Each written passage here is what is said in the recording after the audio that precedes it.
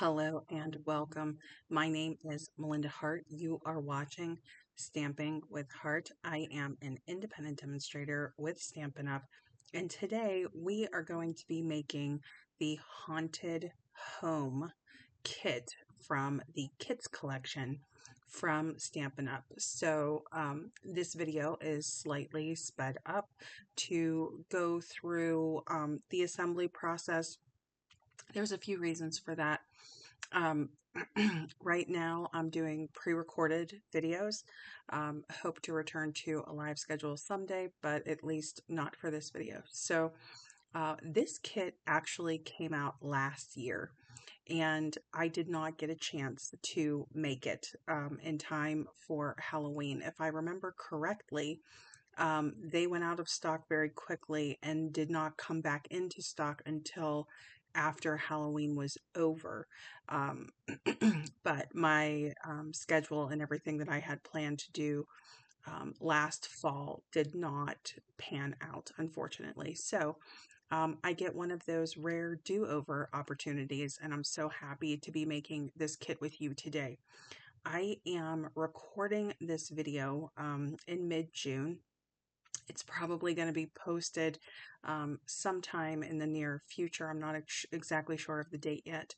But what I want to say is that I do want to get a jump on this now. And that is partially because I don't want the same thing that happened last year to happen this year.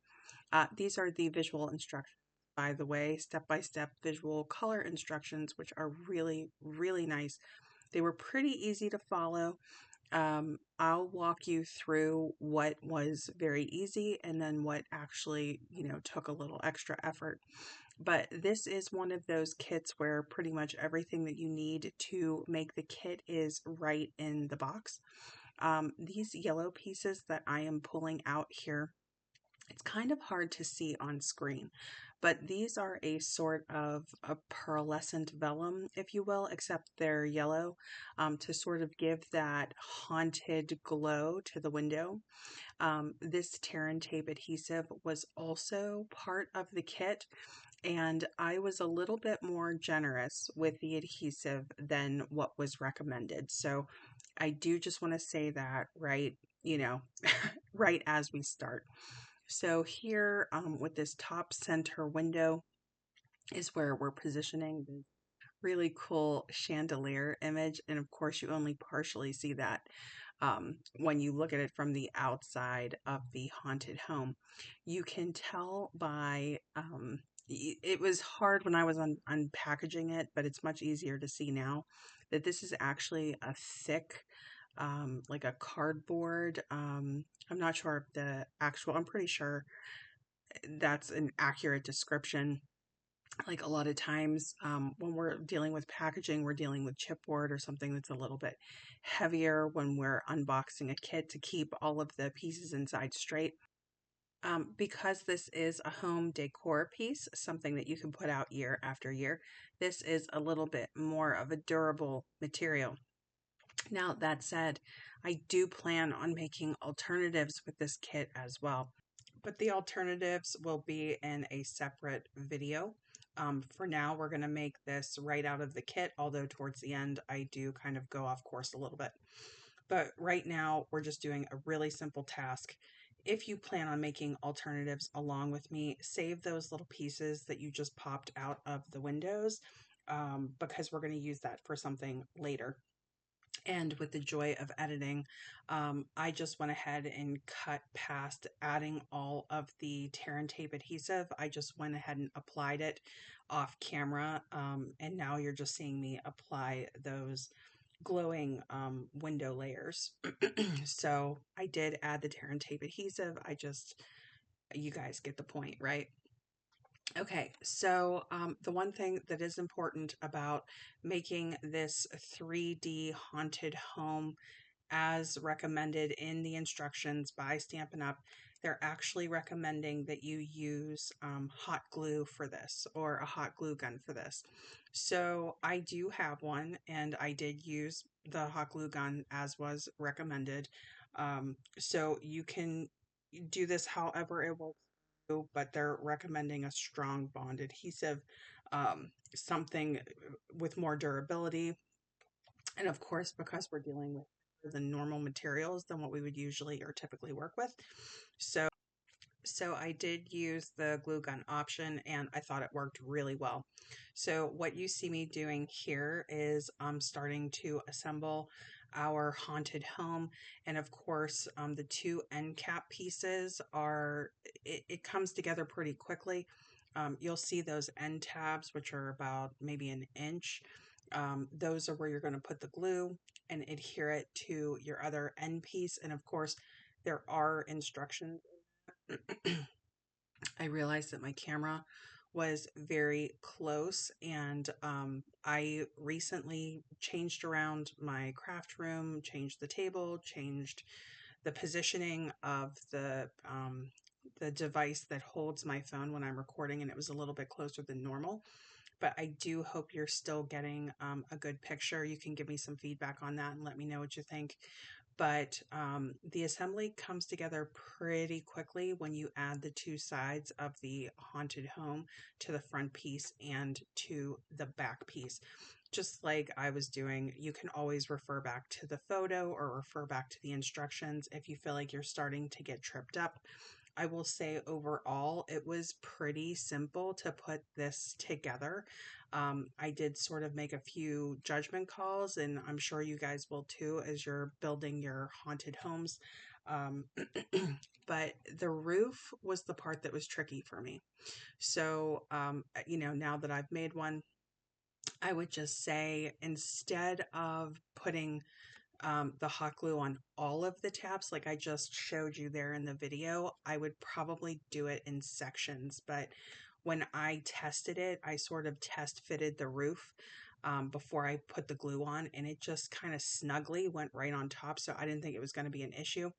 But once the hot glue was on and once I tried to reposition it again and it got a little bit stuck, I realized I had two gaps on the sides. They were very small, very minor, not a big deal. And with hot glue, of course, you can kind of pull things apart and just re-glue it and put it back down. And I did do that in a couple of spots, but ultimately, you'll see what I did to fix the little gaps that I'm showing you here. So first, I was sort of fiddling with it, and this was important for me to keep in the video for you because this is how we learn, and of course, this is how I start going down the alternative ideas rabbit hole, right? Because maybe something that I did didn't go 100% right, and then I come up with some sort of fix for it. So you'll see, it actually was pretty easy. It worked out well to cover those gaps, and I'm very curious to see what you all think about it. But here, there's like the main roof piece, and then there's this top roof piece. And I apologize that I can't think of what this is called on an actual like old Victorian home. This kind of like cap piece in the front.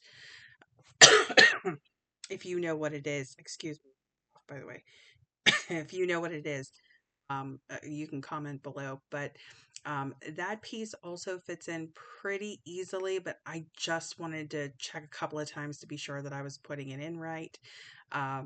In the end, I wasn't sure if I had tucked those tabs in properly or if I had left them on the outside, but I was fine with the finished result as to how it looked. Okay, and so here I am just popping out a lot of these pre-cut pieces. Now these pre-cut pieces are pretty much the main reason that I know I can just go crazy with some alternate card and treat box ideas that I'm definitely going to make with another one of these kits. But for now, you can see these 6 bats are going to become 3 bats. And for those of you who tune in for my alternate paper pumpkin videos, you know that I am not a huge fan of doubling up on things like this. I would much rather use 6 bats than 3 bats. But in this particular case, because we are using this as a home decor piece and it's got like a 360 design on it, where people might be looking at a decoration or a table, a trick or treat table or something like that, and they're going to see it from both. So it is important, I think, to show you the way that they created this. So in this particular case, I am doing it as they are recommending it. But for an alternatives purpose, I would absolutely skip this part and use these bats differently, which we will do. So there are three sort of straight metal pieces, and in the directions it tells you to kind of wiggle them. I'm using the adhesive dots that came in the kit, one on each wing, one in the center, but then I'm doubling up on the center one.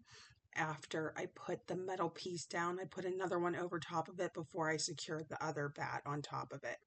And it did turn out really cute. So even if you aren't interested in alternatives, if you just want this for decoration on your table, or wherever you put out your Halloween decor, in your window or something like that on your porch, I would definitely say, because this is made out of cardboard, it needs to stay dry, and you need to be mindful of that.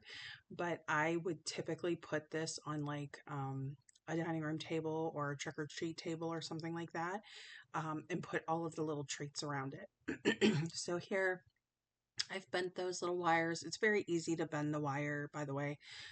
So I've bent those up a little bit. We're going to add those. Now, one of the places where I started kind of doing my own thing, or I started kind of going away from the directions, they recommend that you glue these pieces as they're coming out of the top of the haunted home. And I did not want to glue them down.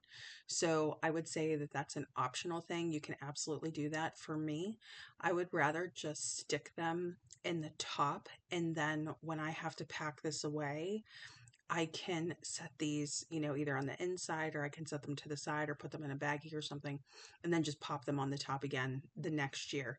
If I were to glue those in and then they would be sticking up, it would be harder to store it, if you know what I mean. So you can see here from the picture, if you want to glue those down to that last roof piece before you adhere it, you can absolutely do that. That's what the instructions recommend.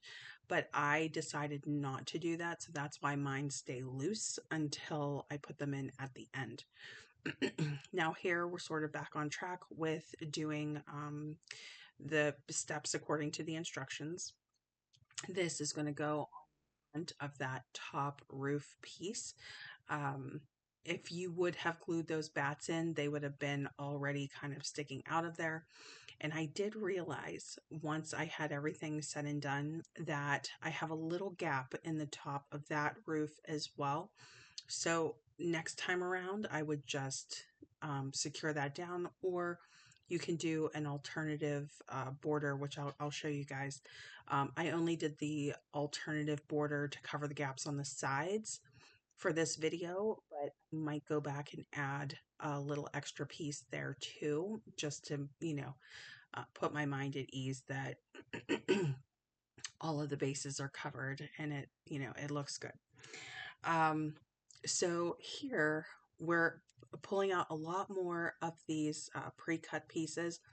What these are the what are they called? The shutters for the windows. Excuse me, I'm so sorry. They're the shutters for the windows.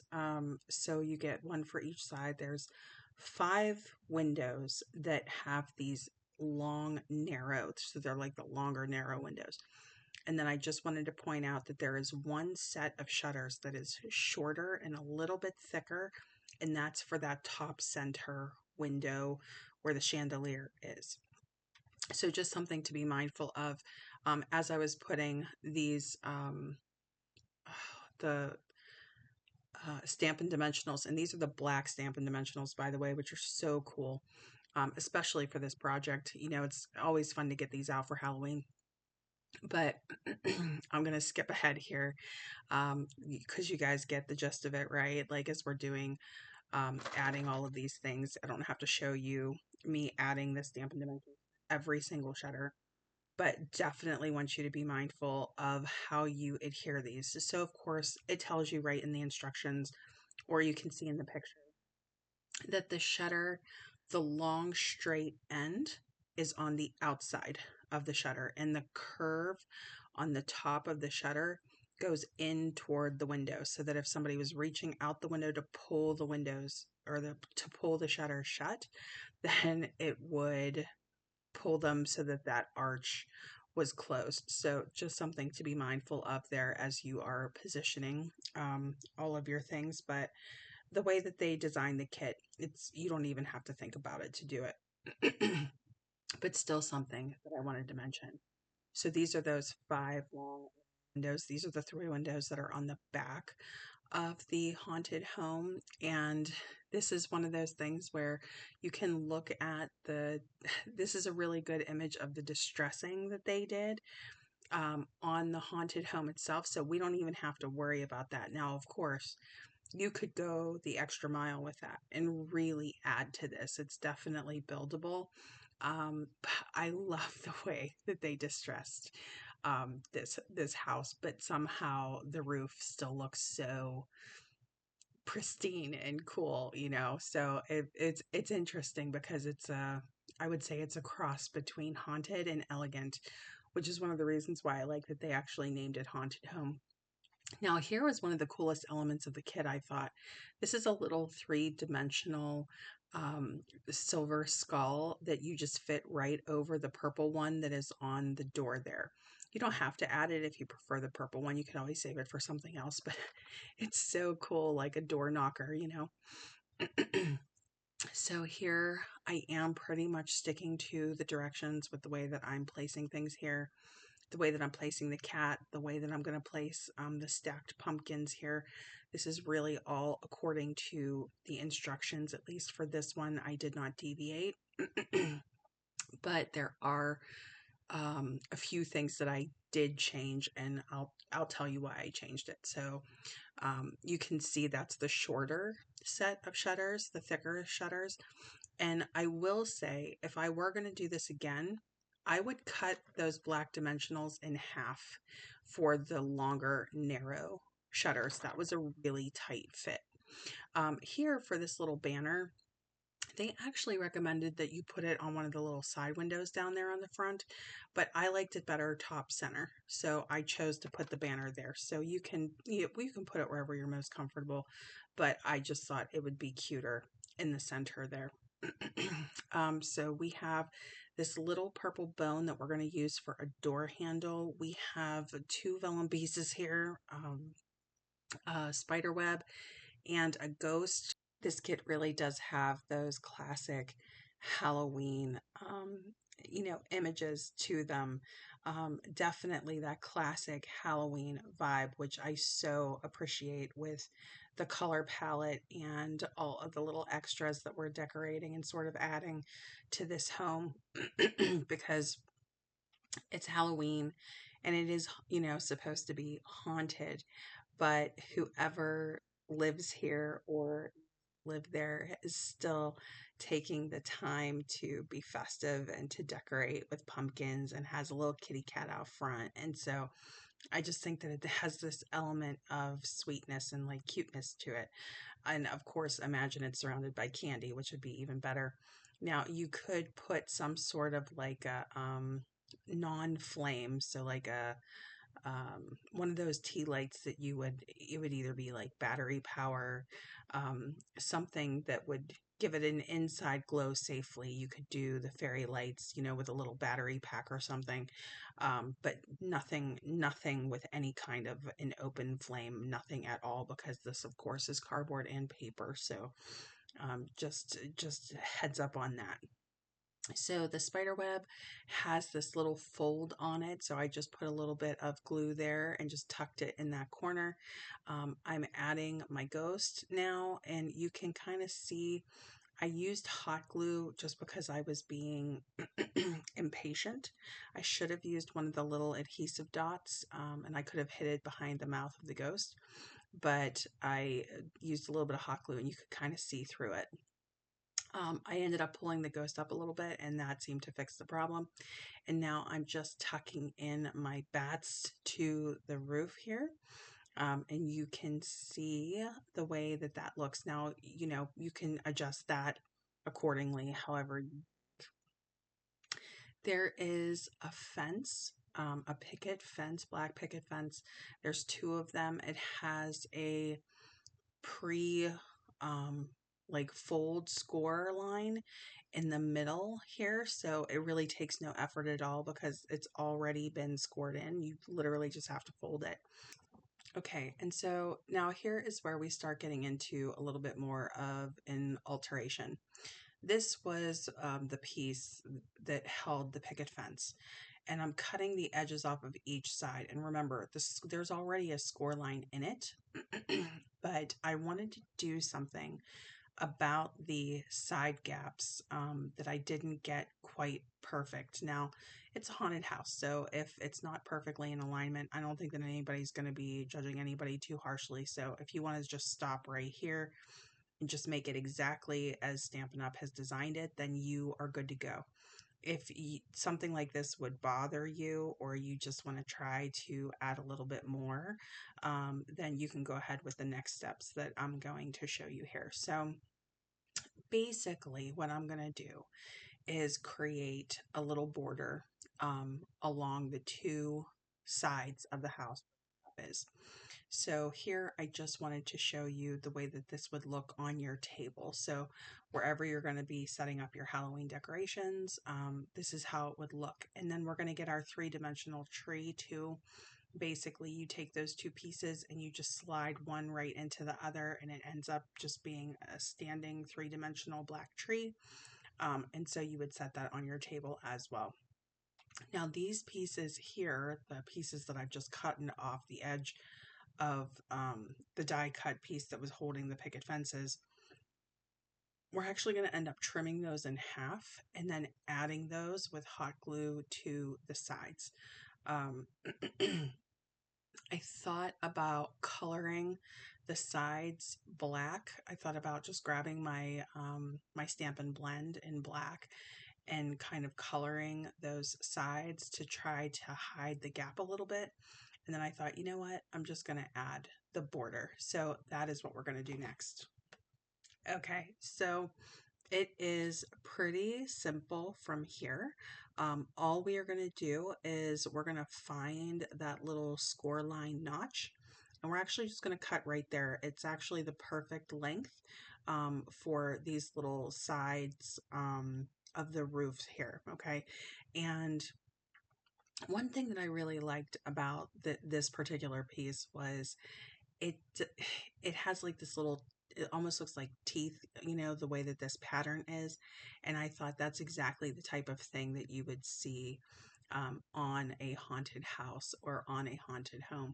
Now you can see with the second piece here, I'm literally just going to overlap it at the top. So I'm just putting a touch of glue on that overlap piece, and then I'm just running the hot glue along the side of the or I should say along the edge of the roof, and then I'm just attaching this border to it. Okay, so you can see it a little bit better there, and you can do it, you know, as you go, which is basically what I'm doing here until I get it to set. If you get a little bit messy, of course you can clean up those edges like I'm doing right here. And you can see that on the corners, there's like a longer piece. You'll be able to see a little bit more closely in a minute. I'm going to trim those off, but if you would want to leave them, you could leave them. So it's totally up to you. Okay, and so here is our finished project, and here is what it looks like with this little border added here on either side. It's not shingles. I'm trying to remember what this is called. Um, you guys will have to let me know. It's not crown molding. I can't think of what it is, but I think it really does add to the project. Okay, so haunted home. kits collection.